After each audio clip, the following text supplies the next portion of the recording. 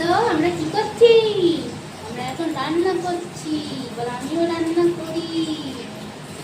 আগুনের সামনে তেল ফুটে রান্না করি। কিচ্ছু হবে না, বলো। আমাদের রান্না খাবে? আবার তুই কি নাহলে বলবো সত্যি সত্যি রান্না করছি না মিথ্যে মিথ্যে বলছি। এই দেখো রান্না হচ্ছে। হ্যাঁ, আমরা এখন রান্না করবো দুজনে মিলে। ঠিক আছে, আমরা দুজনে মিলে রান্না করবো।